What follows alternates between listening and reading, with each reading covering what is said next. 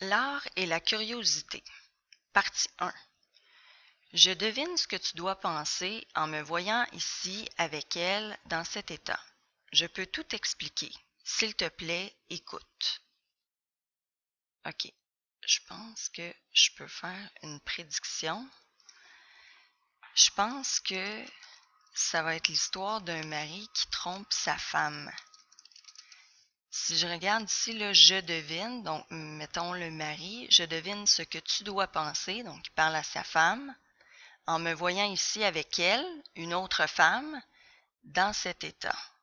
Je peux tout expliquer, s'il te plaît, écoute. Ok, je vais voir plus tard si ça se confirme, mais, mais j'ai quand même une question, je me demande, où sont-ils?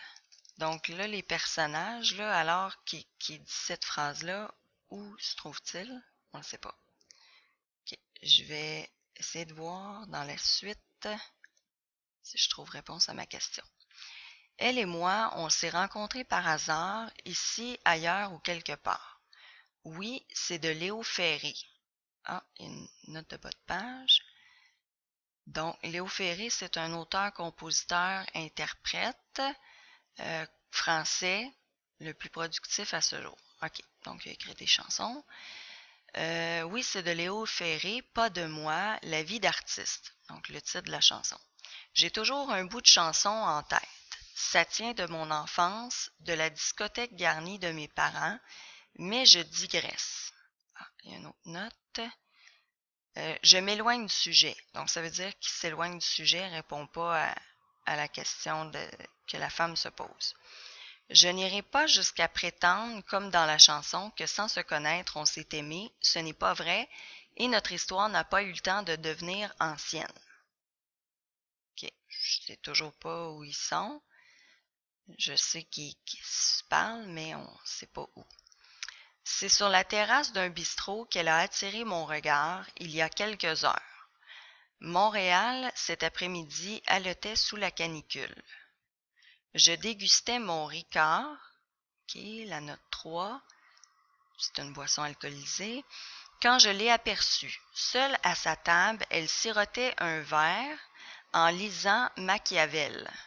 Ça doit être le titre d'un auteur qui a écrit pour la politique. Ouais, c'est un auteur. Ok, je continue. J'ai pensé qu'elle avait des lectures estivales inhabituelles et c'est cela en partie qui m'a attirée. L'image à mes yeux était si frappante que je l'aurais volontiers croquée dans un carnet d'esquisses pour éventuellement en faire un tableau. OK.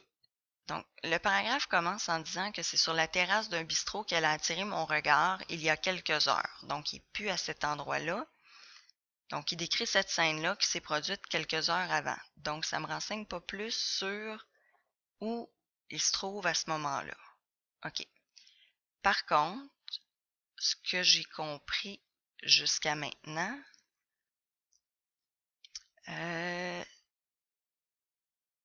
c'est que euh, il aperçoit la fille sur la terrasse. Ah, puis oups, c'est l'été, hein? C'est sûr que c'est l'été parce que, bon, on parle d'une terrasse, les terrasses, c'est ouvert l'été. Euh, haletait sous la canicule. La canicule, c'est quand il fait très chaud. Qui est des lectures estivales. OK. Donc, on est vraiment l'été. OK. Ça, c'est bon. Je peux continuer. Cette lueur de doute dans ton regard, tu ne crois pas que je sois peintre. Tu n'as pas tort, je mens un peu, et il est vrai que je l'ai d'abord trouvée jolie dans sa robe à motifs fleuris, et troublante avec ses petits gestes délicats. Ah, mais c'est drôle, il lui dit, cette lueur de doute dans ton regard, tu ne crois pas que je sois peintre. Je suis pas sûre que le je ici puis le tu se connaissent tant que ça finalement. Je sais pas si c'est un mari avec sa femme.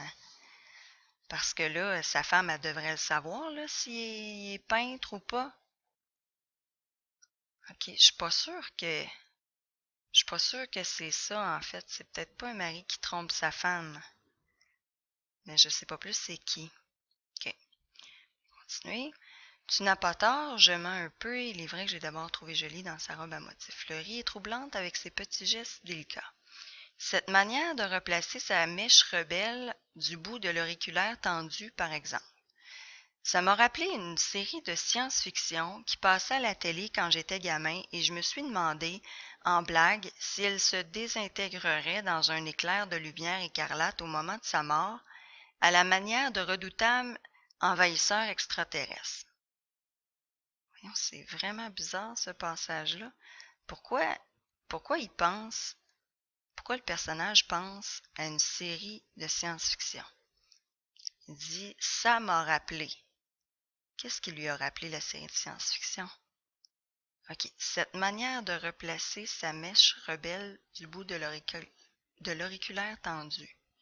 Ces petits gestes délicats. Donc ça lui a rappelé une série de science-fiction. Bon, ben peut-être que dans la série qu'il écoutait à la télé, peut-être que les personnages faisaient ça. OK. Je vais me l'écrire là parce que ça restera pas clair longtemps. OK.